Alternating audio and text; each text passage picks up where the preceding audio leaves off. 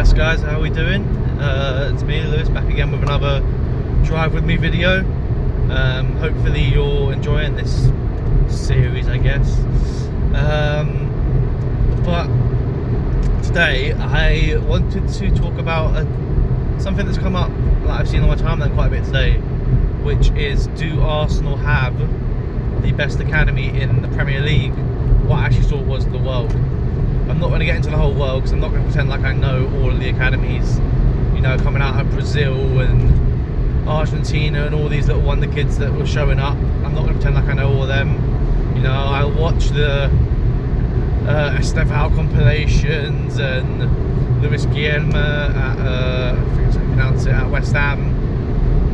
And I'm very excited to actually see Estevao in, unfortunately, in Chelsea colours next season, but I'm very excited to see that.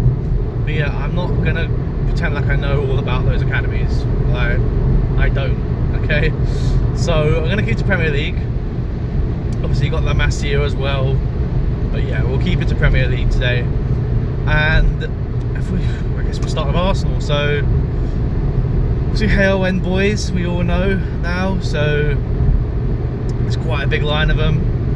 We're not going to claim Fabregas because he came from La Masia. I know we signed him at 15, 16, and he was my favourite player growing up, period. So, but I'm not going to include him in this little segment because he wasn't one of our own in that regard. You know, we didn't develop him from scratch. Players that we have developed from scratch, at least in recent years, we're looking at Emil Smith-Rowe, Bukayo Saka, obviously Ethan Nwaneri, Miles Lewis-Skelly, Alex Iwobi, Reece Nelson, just to name a few, and half of them are now playing for Fulham, ironically. So, and then obviously we've got some other ones who have gone abroad, so like Chuba Akpom, you've got, what's his name? Forget what he's called now. He's playing over in Spain. He was meant to be our wonder kid. The names miss me. It'll come back to me somewhere. I just remember his name being Charlie something. But yeah, we've obviously got an illustrious list of names now, and to be honest, I just wanted to have this video so I could talk a bit more about Ethan Nwaneri, because the kid looks special. You know, it feels weird me saying kids now. I'm still getting used to being 26, but yeah, the kid does look special. When he first came through at 15, I think we'd all heard whispers about this guy, like, oh, this guy is the next big thing. And I feel like there was a lot of skepticism from fans outside of our club, maybe thinking, why they make such a big deal out of this? And there's obviously the infamous Talk Sport, I can't tell you who it was, the presenter, who was saying that Arteta's just using it as a stunt because he doesn't use young players, which is a fair point a lot of the time. You know, prior to this season, Arteta's use of young players was something I questioned as well. He didn't really trust them, and in a way this season he's being forced into trusting them outside of Lewis-Skelly, because with Miles Lewis-Skelly, or at least I heard in the summer, or read that he was already being groomed to play at left back. He was already being groomed to play that Zinchenko role, and that Zinchenko would actually take him under his wing to try and help him in that development. And you can see it with the way he plays sometimes, the positions he takes up, and he is a natural central midfielder playing at left back.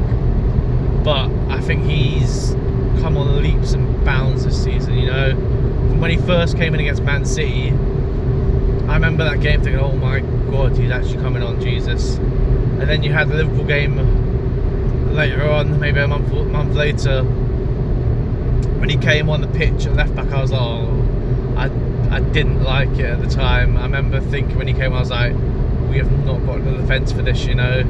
I think we had Gabriel already off that game, we had no Saliba. I think our backline finished as being like Thomas Partey, Ben White, Kivior and Miles Lewis-Skelly. I was just like, oh, they're gonna score. And then obviously they did score. Salah scored. Lewis Kelly was against them on that right hand side. But you can't give any blame to the kid. If anything, I remember that second goal against Liverpool, and it was Kivior at fault for the goal out of position. Came flying out for no reason whatsoever. But yeah, Skelly has been very impressive, and it wouldn't surprise me now, with Lewis Hall being out injured for the season, if he got a call-up for England now.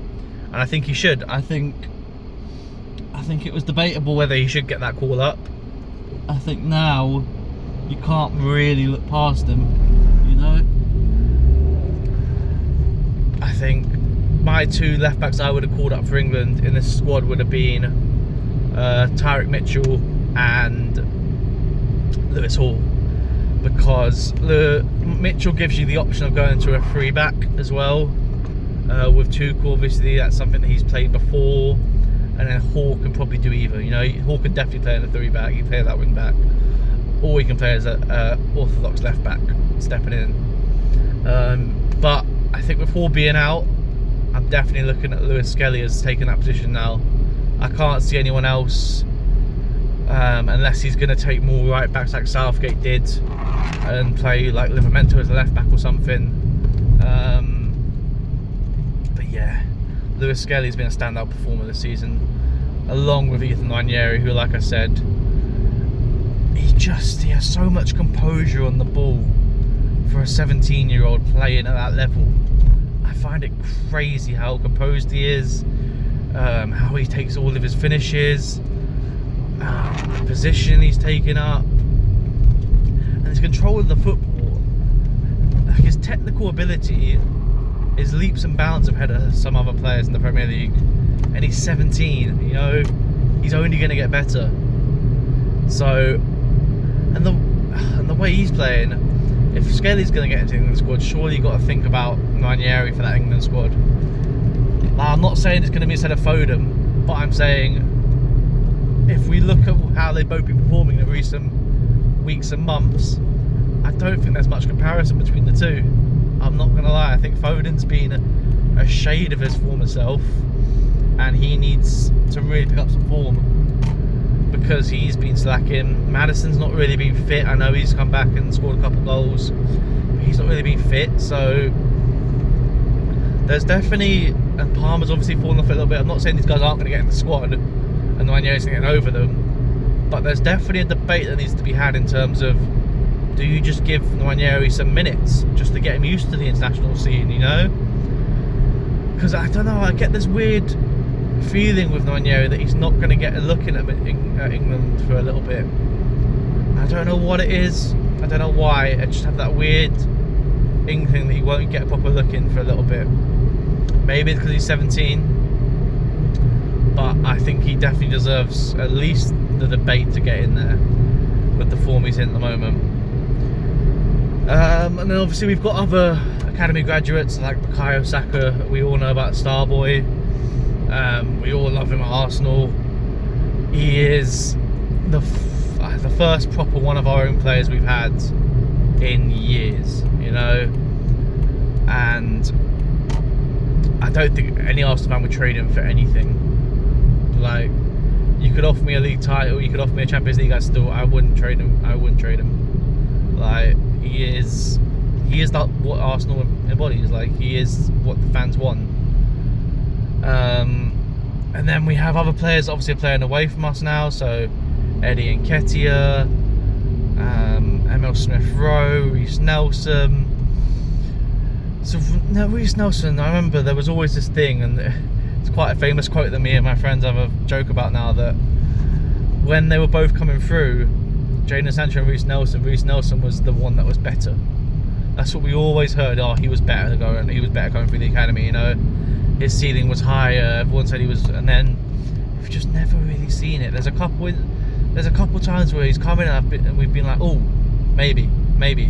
You know, he's had a lot of very stop-start career. He's never really nailed down a place.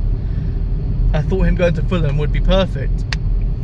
I was like, yes, cool, great move. He's going to flourish there. And he started quite well, you know. He was getting some minutes at the start, and he was getting some goals, and he was playing well. And then he's kind of just disappeared again. I think he might have picked up an injury at some point.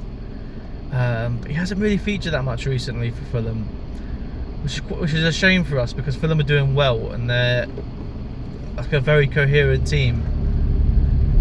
But he just hasn't kicked on. He can't get in overhead of Adama on that right side, or Iwobi on the left side. So the fact he can't get over Adama is a bit concerning for me, in terms of Adama's end product just isn't there.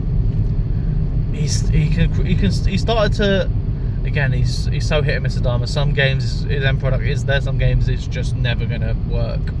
You know, his finishing is still mid at best.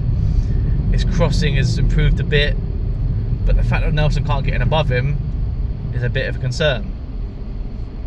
Unlike Emil Smith-Rowe, who has flourished at Fulham. You know, I think every Arsenal fan wished him well when he went to Fulham. You know, I wish we'd have kept him. I think every Arsenal fan wished we'd have kept him, you know. But at the end of the day, he needed minutes. And in hindsight, potentially, we should have just loaned him out. You know, we should have just loaned him out and gone, look, have him on loan. Because he's so injury prone, though, we kind of bit the bullet and went, yeah, cut the tie. Unfortunately, you know, I think it got to the point for him at Arsenal where maybe it was a mental block for him playing, because we were all willing for him to score a goal and it just wouldn't happen for him, you know. So I think he had to move. But don't get me wrong, it would not surprise me if he has a good 2-3 years at Fulham, stays fit and gets a move somewhere. You know, it wouldn't surprise me at all if he got a move to a bigger team. No disrespect to Fulham at all, but you know what I mean. Because we loved him, and when he came through, we were looking at him going, "This is our new Tem. This is who it's going to be." And I still think there was a spot in that team if he could have stayed fit in that left side, on that left 8 position. You know, it was made for someone like that, because he's got the athleticism. He's not small. You know, he's 6 foot. He's got the build. He just couldn't get a run of games together, which was the issue. Which has been the issue for a lot of academy graduates, or just a lot of a big issue for Arsenal in general over years. You know, you think of Jack Wilshere when he came through. He was one of ours, and his career tailed off because of injuries as well. But he probably got out too late from Arsenal, if anything. You know, he was already a bit part player, barely featuring when he left. And then Eddie Nketiah is a conundrum. He was a conundrum at Arsenal as well. Obviously, we always love our players, but Eddie was very frustrating in a way. And there's always been this thing apparently where in training he's the best player on the pitch. Sometimes, like, people have literally said that. I'm quoting from what players have said. But then when it comes to game day, he just doesn't turn it on, or he just shrinks inside of himself a bit. So again, I think it got to a point with Eddie that he needed to go, unfortunately. But we did well to get 30 million for him, I think it was. I don't think Palace are very happy with their end of the deal right now. I know the fans are a bit unhappy with him. I was happy to see he finally got his goal recently. That was nice to see. And obviously we want him to do well, but he just, again, he could never nail down a squad, a starting position, and he just never really looked like he was ever going to be a starting forward for Arsenal, unfortunately for him. But then we look outwards from Arsenal now, and you do have to have a look over at North London as well. At Tottenham, unfortunately, but you've got to think, like, Harry Kane came through their academy. They've got Mikey Moore coming through now, who looks like a real talent. I don't necessarily agree with James Maddison's comments about him being Neymar-esque, but I can see the talent is there, you know. Then I hear about a lot about this Dane Scarlett. I can't tell you for a fact that I know all about him, but yeah, he's meant to be a decent player. So Tottenham have definitely got some players that come through their academy, which some come out average. I think like Ryan Mason, you know, players like that, and then they have some world beaters that come out, and I think Mikey Moore might just be that. And the England squad going forward might have a few wonder kids coming through. So it's going to be a close shave of who makes squads in the future, I think. Especially in 5-6 years' time, maybe. And then if we look over to West London and Chelsea. Chelsea's academy is obviously very infamous for loaning out all their players or selling them. So if you look at their academy graduates now, obviously Reece James has got very similar issues to what we were talking about with Emil Smith Rowe, where he just can't string a game or two together. He's done a couple of the season, to be fair, a few times, to give him some credit. He's played 3 or 4 games in a row at times, but he just doesn't look like the same player that he was before. When he was first coming through, I remember there was a whole debate about like Walker, Trent, Reece James, who do you play for England? And there were 3 young English right backs, which were actually Wan-Bissaka, Reece James and Trent. I remember the argument was, well, Wan-Bissaka's the best defensively, Trent's the best offensively, and Reece James is the best of both. That's what it was. Like, it was pretty unanimous that everyone knew Reece James is this special talent that is going to play for England, and it's just petered out for him, unfortunately, you know.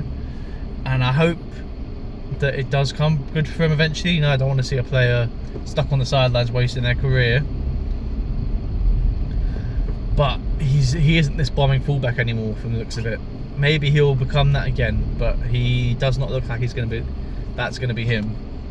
And then we look out further. You know, you got Mason Mount, who again very similar. Ooh. Very similar. He just can't get a run of games together. He finally got a manager that backed him in Ruben Amorim, and he gets injured in the first or second game with him. So it's definitely going to be challenging for him to get himself back to those levels he was at. Because when he was at Chelsea, I remember there was a bit of debate. You had Foden, Maddison, Mount. And obviously that debate looks a bit stupid now in terms of Foden's just one player of the year. You know, Mount is nowhere to be seen. So those are 2 of their academy graduates I can think off the top of my head. But obviously they've had so many. You've got Callum Hudson-Odoi as well at Forest, who's killing it now. And I never understood why they sold him for £3 million. I know, again, he had injury issues. I feel like I'm becoming a broken record now of injuries in these young players.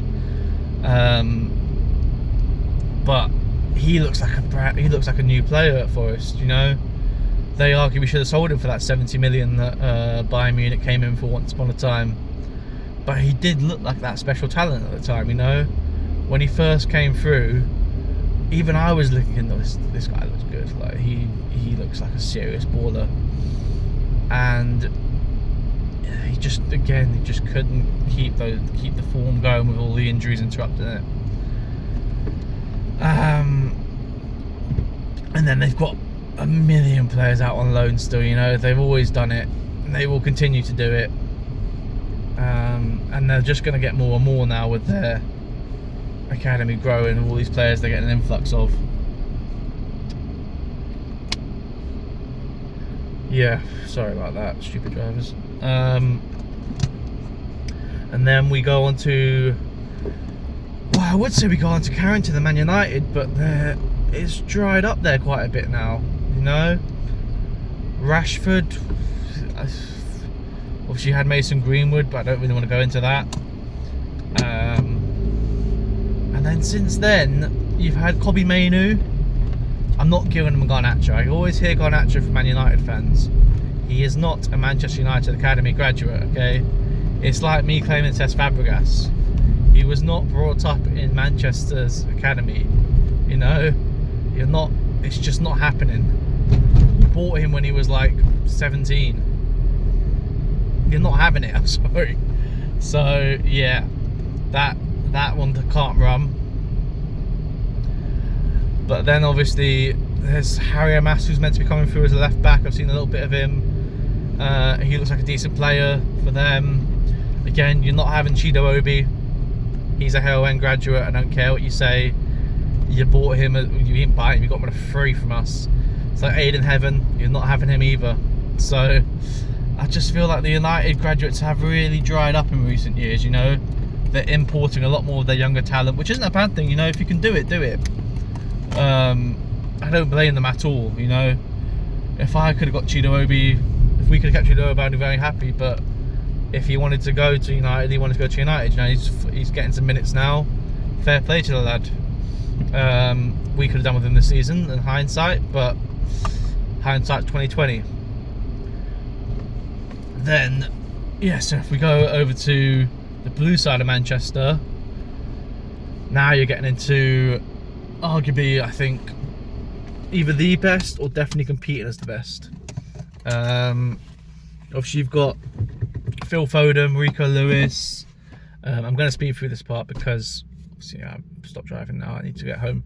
But yeah, Phil Foden, Rico Lewis, they're not getting Echeverri.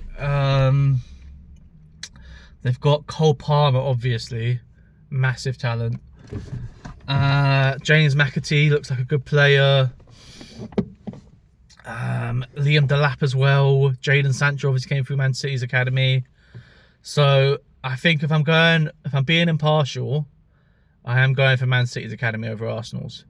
I think if you count Cole Palmer and Phil Foden against, well, currently we're going off Bukayo Saka is our biggest academy graduate, really, in Smith Rowe maybe. I think you have to go to Man City for now. But I think if you come back to this in 5-10 years time and you've got Ethan Nwaneri starting for Arsenal, hopefully we've won a title or two by then. Maybe we've competed for Champions League or won one. Hopefully, fingers crossed. If Lewis Skelly's still playing in there as well, if you might have Max Dowman coming into it by then. Obviously, he hasn't even played for the first team yet. But everyone's heard his name. I've mentioned him in the previous episode already. But like I've said before with Nwaneri and my concern, which I don't want to keep banging on about, but when Saka comes back, I don't know where Nwaneri plays. And Mikel doesn't rotate Saka out of the team. He doesn't rotate Saka or Odegaard out of the team, which gives me concern with Nwaneri. And then Max Dowman's also a left-footed player on that right-hand side. So he's going to have to find some way of getting these guys into the team within the next 6 years, really. Because we'll have Nwaneri's 23 by then. Down will be 21. So they'll be wanting to start games. Nwaneri has to be starting by that point. Like, nailed on starter. Saka has to be a nailed on starter. Saka already is a nailed on starter. Saka will be like, what, 28, 29, maybe? Maybe even, he might. Yeah, he'd be about 28, I think, in 6 years' time. Nwaneri will be 23, Down will be 21. So you'll have, Saka will still be playing on that right wing for us, I'm certain of it. Nwaneri, Odegaard will be about 30, 31. So I don't know if he'll still be with us at that point. I hope he is. But then how do we get Nwaneri, Odegaard, Dowman, Saka? You know, that's, I don't know, unless you're going to play someone as a false nine. But then I think we're going to need a striker by that point, you know. But knowing us, we'll probably still won't have a striker in 6 years' time. But anyway, yeah. So we finished on Man City having the best academy in the Premier League for now. It was only a short video. I would have loved to have gone into more detail with all the other academies in the league, and I would have loved to have done more research. Obviously, you've got Crystal Palace have a great academy as well. You've got Wan-Bissaka coming out of there. Obviously, they signed Adam Morton, they signed Eze, so you can't have them. But they have produced more players. Obviously, Wilfred Zaha as well. I can't rattle all of them off the top of my head right now. But I would have loved to have gone into more detail. Or maybe I will go into some more detail on a part 2 if people like this one. Like I said, thank you for coming along today. If you did like this video and you want me to do a bit more research into it and look into other clubs, other clubs players and see where they're at now.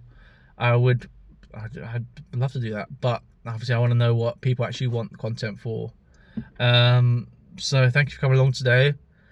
As I say in every video, comment down below if you want any particular videos, you want me to talk about anything, if anything doesn't work for you, if this content is alright. But yeah, thanks for coming along and have a good day.